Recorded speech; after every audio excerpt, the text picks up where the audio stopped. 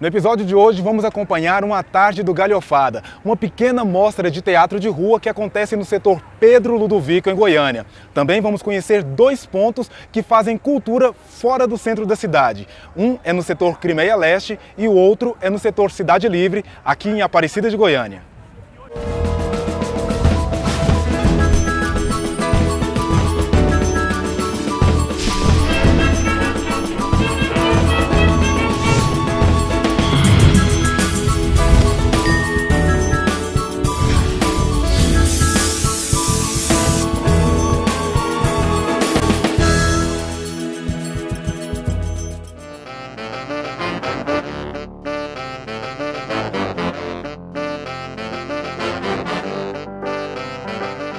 Como surgiu esse ponto de cultura aqui na Cidade Livre? Ele surge saindo da igreja, né? A Paixão de Cristo, que era realizada na Paróquia São João Batista, eles saem do grupo, saem dessa realização da Paixão de Cristo e começam a montar o grupo. No passar do tempo, foram montados espetáculos e formou-se a Sede de Teatro Cidade Livre. Aí disso surge a necessidade, onde vamos ensaiar?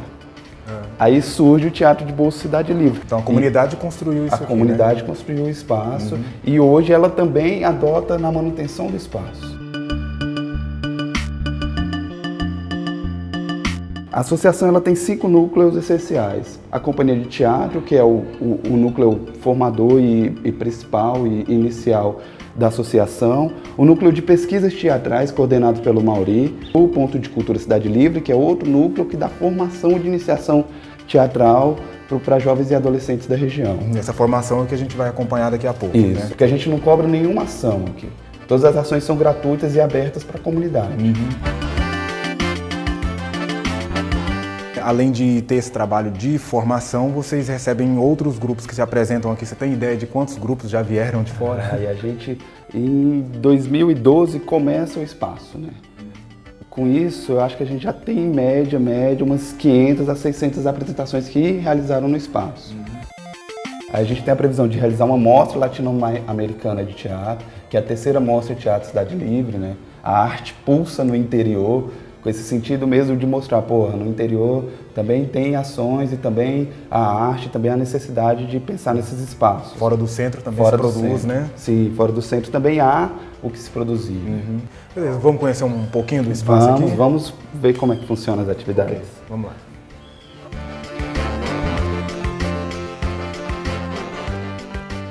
Takayuna, hoje você faz parte do grupo que faz a gestão desse espaço, né?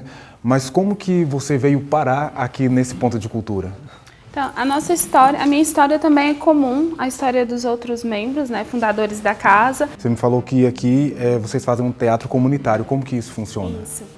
Ele tem alguns viés, né, como no Brasil inteiro, o teatro comunitário vai trabalhar com a linha de Paulo Freire, que é essa educação mais ampla, essa possibilidade de leitura de mundo maior, né? Então a gente também vai fazer um pouco desse trabalho aqui, e de Augusto Boal, que é o teatro do oprimido. E também aqui na casa a gente trabalha muito com a questão do teatro experimental do negro, do Abdias do Nascimento, até porque aqui a maioria da população residente nessa comunidade é uma população negra. Então assim, essa discussão não poderia ficar fora da cena, né? O que você já viu que você acha que fez a diferença, vem fazendo a diferença para você? Olha, o que eu descobri aqui, esse ponto aqui ser um ponto, vamos dizer, como que é o termo certo, de graça, dá oportunidade para todos, realmente a gente tem isso. Eu vou descobrindo um mundo diferente, a gente pensa diferente, aqui é um lugar que a gente admira muitas pessoas pelos esforços, porque aqui tem luta, tem sonho. E, bom, aqui o que eu vou descobrindo? A união, a força e os sonhos. E quando você teve seu primeiro contato com a arte e cultura, quando você tinha 15 anos de idade, você já imaginava ter um espaço do lado da sua casa que fosse como esse aqui? E o que você ainda espera que isso aqui vire? Quando eu comecei aos 15 anos, assim, eu não tinha na verdade, não tinha praticamente noção nenhuma desse lugar, né, desse lugar da arte, desse lugar do encontro, e nem o que a arte poderia possibilitar, né. Quando a gente começou, a gente tinha poucas expectativas, né, do que poderia ser. Então, a ideia era apresentar nas escolas gratuitamente, né, e essa foi a nossa vivência. Hoje a gente tem esse espaço que é um espaço que é uma doação, né? Isso não é um espaço da associação.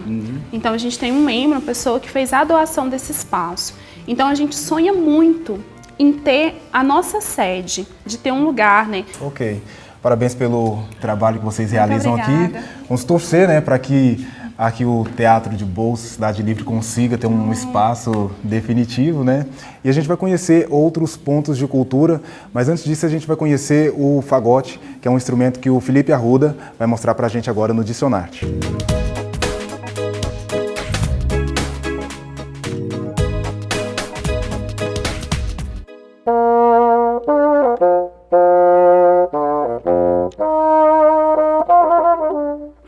Então o fagote é esse tubo cônico, aqui ele é dobrado contra ele mesmo e composto de basicamente 4 partes. A parte de baixo, que a gente chama de bota ou culatra, a asa tenor, que é esse tubo da direita, e o tubo baixo, que fica ao lado esquerdo. Além disso, nós temos a campana e um acessório que ele intermedia a produção do som, que é o bocal. O som é produzido através de uma palheta dupla.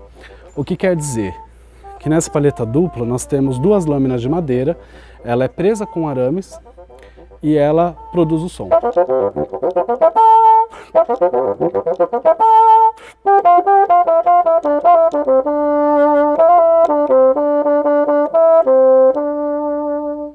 Então você tem um hand rest aqui, ou passarinho, que a gente pode chamar, que é um apoio para a mão direita e a sustentação da mão esquerda.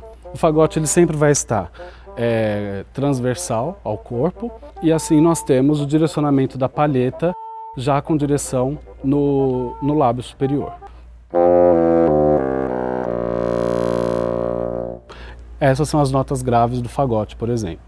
E tem a região média, a região médio agudo e ainda a região agudíssima do fagote.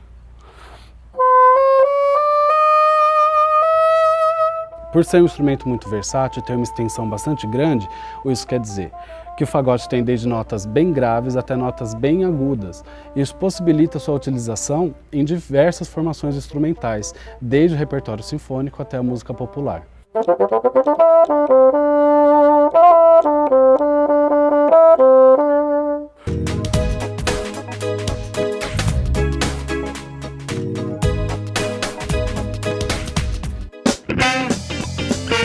Daqui a pouco o enredo participa de uma grande galhofada no setor Pedro Ludovico. E ainda hoje tem retrato cultural e musicofilia.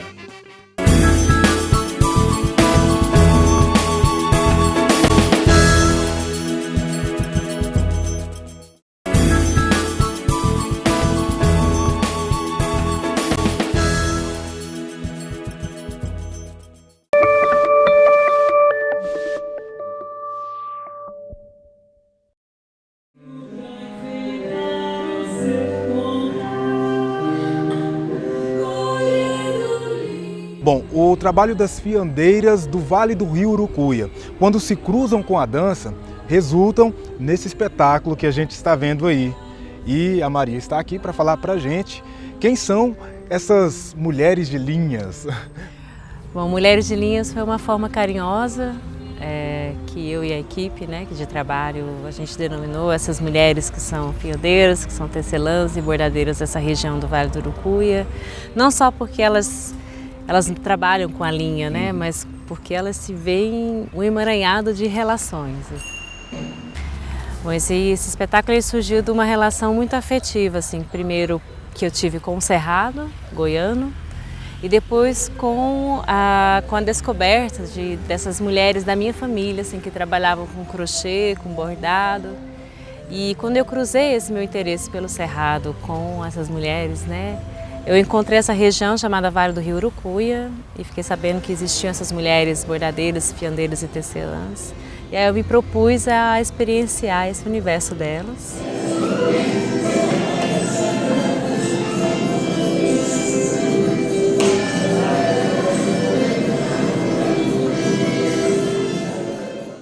Esse espetáculo Mulheres de Linhas, ele é o resultado também de um processo de mestrado no programa em Artes da Cena, da Unicamp, que teve aí o fomento da Fundação de Amparo à Pesquisa do Estado de São Paulo, onde eu me propus não só escrever uma dissertação, como fazer um trabalho prático. E aí o trabalho prático, eu quis fazer ele aqui em Goiânia, em parceria com a Universidade Federal de Goiás, onde a Renata foi diretora, né, dessa parte prática da pesquisa acadêmica e co-orientadora da pesquisa também. A partir desse espetáculo, a UFG também vai agora para Urucuia e depois vai para São Paulo também. A UFG agora tá junto, né? Uma vez não tem jeito, assim. Eu agradeço demais, porque a UFG foi um apoio institucional, porque ele abrigou todo o processo de criação. Depois da experiência que eu tive no Vale do Urucuia, eu fiquei aqui 7 meses com Renata, fazendo esse trabalho de criação, além de terminar a dissertação de mestrado, né, que foi defendida em dezembro do ano passado. Beleza. Muito obrigado por essa conversa. Você. Parabéns aí pela pesquisa. Obrigada, tamo junto.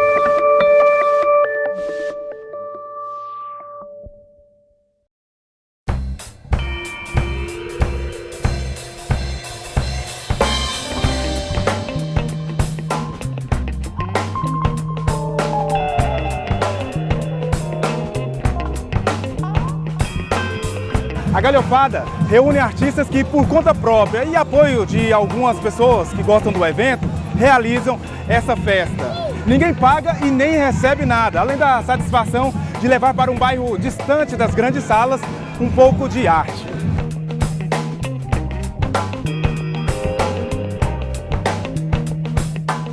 Conta pra gente aqui qual é o valor artístico e social que você percebe aqui na Galhofada. Olha, uma das coisas que a gente sabe é que o verdadeiro cidadão, a verdadeira cidadania, ela se faz do fazer cultural e do consumir da cultura. E aqui a gente percebe que os artistas e a comunidade, ora são fazedores, ora são consumidores, numa troca muito rica e muito bacana e de formação cidadã. Era para ser uma só e pronto, né? Sim. Mas tanto a população aqui do setor, o pessoal, os vizinhos e tal, quanto outros grupos foram se dispondo, se ofereceram a apresentar e a coisa pegou fogo. E nesses 14 anos de existência aí da Galhofada, conta pra gente aí 1 ou 2 momentos que pra você é inesquecível. Putz, olha, quando você me perguntou isso, eu estava pensando, e é tanta coisa bacana. É o fato que eu estava falando de 2 companheiros nossos, 2 garotos que começaram, garotos mesmo pequenos, de 8, 10 anos aqui, e que essa semana eles estão se formando na Escola de Circo do Rio de Janeiro. E começaram aqui, passaram pelo Circo Larretô, do Maneco, passaram pelo Gelb Circus e hoje estão se formando trapezistas, é muito bacana. Outra coisa que eu acho bacana que eu estava pensando também é o Bruno, que é um rapaz que começou aqui também, pequeno, com 7 anos, 8 anos, e hoje faz parte da coordenação da Galhofada. É um cara muito bacana.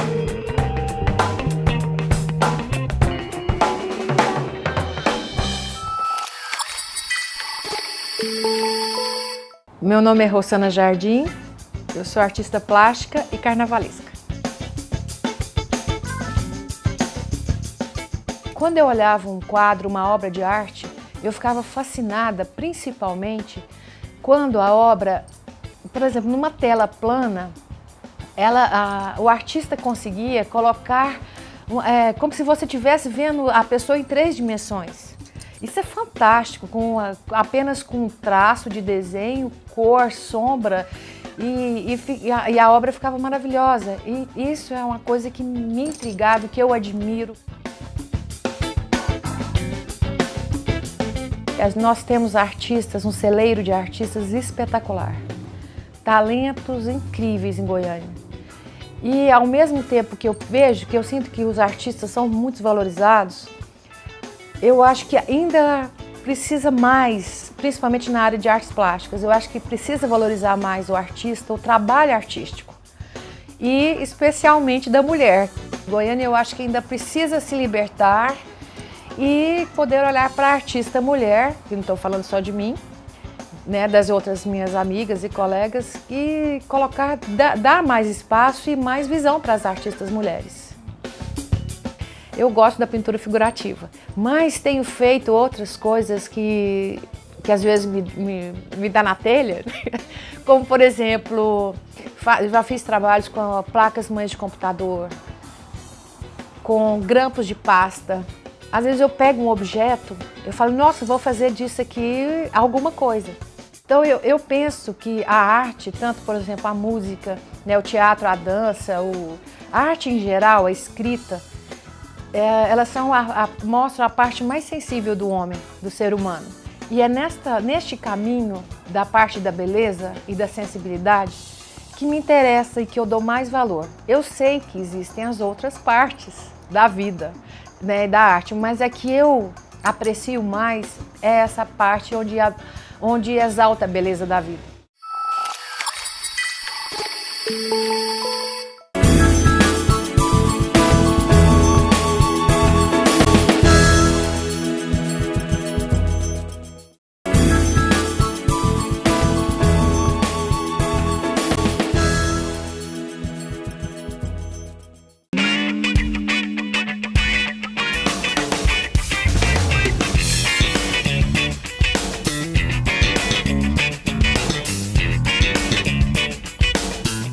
Eliana, o Lotufo falou que você com o grupo No Escuro apresentou o Cabra que Matou as Cabras aqui no Galhofada, né? O primeiro Galhofada. Como que foi essa experiência da estreia? Foi maravilhoso, assim, pra gente foi uma felicidade dupla, porque assim, estávamos estreando o Cabra, né? Era um espetáculo de rua. O Cabra trouxe muita felicidade pra gente. Eu acho que estrear aqui, a gente foi muito abençoado, assim. Como que você vê a importância do Galhofada, tanto para os artistas que vêm aqui se apresentar, né, sem cobrar nada, quanto para a sociedade, para essa vizinhança que está aqui toda? Olha, o nome já diz, né, essa galhofa, e uma galhofa maravilhosa que isso faz com que a gente seja mais generoso, compartilhe. E aí, assim, essa colaboração faz com que os artistas se encontrem aqui, que troquem os trabalhos, que a gente fique mais próximo, mais generoso, e generoso com o bairro também. E a comunidade também, eu acho que ela multiplica isso. Saindo do setor Pedro, nós vamos para o setor Crimeia Leste, conhecer o Espaço Cultural Novo Ato e o espetáculo O Abajur Lilás. Qual que pode ser a mensagem desse texto para a sociedade de hoje? Então, é um texto que foi escrito em 1969 pelo dramaturgo Plínio Marcos. Na época ele foi censurado, né, pela ditadura militar. Atualmente nós vivemos uma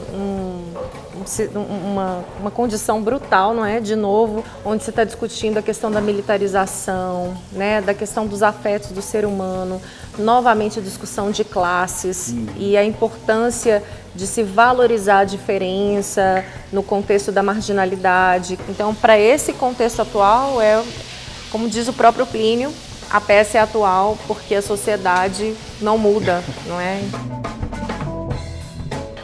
Essa temporada aqui do Grupo Teatro Destinatário, ele não é composto apenas das sessões, mas também tem esses debates, né? Sim, eu acho que é uma união de todas as coisas, né? É uma dramaturgia marginal, que é do Plínio Marcos, que é considerado um escritor maldito, digamos assim, com um grupo que é o Teatro Destinatário, que está fazendo 6 anos e que tem uma discussão política muito forte, né?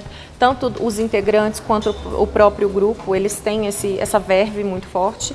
E também uma pesquisa política da minha parte, né, da direção, e num movimento de resistência num espaço alternativo como esse. O espaço surgiu há 3 anos e meio atrás. Antes era só uma salinha, a primeira sala que a gente, né, adquiriu. Depois a gente passou para a parte de lá, que era uma marcenaria. Fomos ampliando o espaço. Dentro daquele projeto de ponto de cultura que nós já tivemos há algum tempo atrás, hoje vocês não estão recebendo essa verba para manter esse espaço. Como está funcionando isso? Bem, a gente trabalha com bilheteria, com porcentagem. Por exemplo, outros grupos a gente sempre convida, sempre vem outros grupos. Nosso nossos espetáculos, nós estamos com um projeto Novato em Cena, que já tem o apoio da Lei Goiás, tem projetos que têm apoio da Lei Municipal. Então, assim, a gente vai através desses mecanismos também fiscais para manter. A gente começa o espetáculo do lado de fora da casa, né, lá fora, e a gente faz toda uma interação com o público, tem uma brincadeira lá para chamar o pessoal para entrar no Mocó, porque a ideia é que esse público é o nosso cliente, que vem para esse prostíbulo, né, usufruir dos serviços do nosso prostíbulo, do nosso Mocó. Lude, e quem é a sua personagem nessa história? Eu faço a Dilma. Essa personagem, eu acho que é uma da... Acho não, tenho certeza. É uma personagem que consegue tirar de mim um potencial que eu não tinha experimentado ainda como atriz. De mostrar coisas boas e coisas ruins que eu acredito que estão internalizadas em todos nós, né?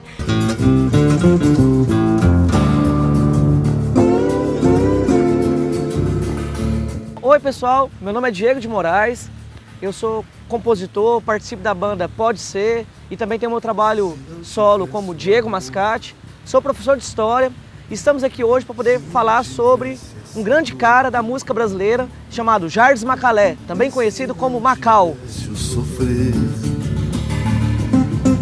e se não tivesse o chorar? A obra de Jardes Macalé é uma obra incrível, fascinante, muito criativa, muito inventiva, além de ter tido parcerias com vários grandes poetas da década de 1970, como o Ali Salomão, com quem ele compôs Vapor Barato, que foi um grande sucesso na voz de Gal Costa, no seu disco Gal Fatal. Oh, minha honey, baby. Ele começou tocando violão no espetáculo Opinião, que foi dirigido pelo Augusto Boal. O Opinião foi um espetáculo que foi realizado logo após o golpe empresarial militar de 1964, seu disco de estreia de 1972, em que foi gravado com o trio Jardes Macalé, ele no violão, no baixo Lenny Gordon, que é um grande mestre da guitarra brasileira, um chamado até de Jimi Hendrix brasileiro, o grande Lenny Gordon, e Tuti Moreno na batera. Esse disco de 72 que ele gravou quando ele volta de Londres. Ele foi para Londres para produzir o disco Transa, que Caetano Veloso gravou no exílio. Não saiu o nome do Jardes no encarte do vinil Transa, o que acabou gerando uma certa desavença de Jardes com o Caetano e com esses medalhões da depois chamada MPB.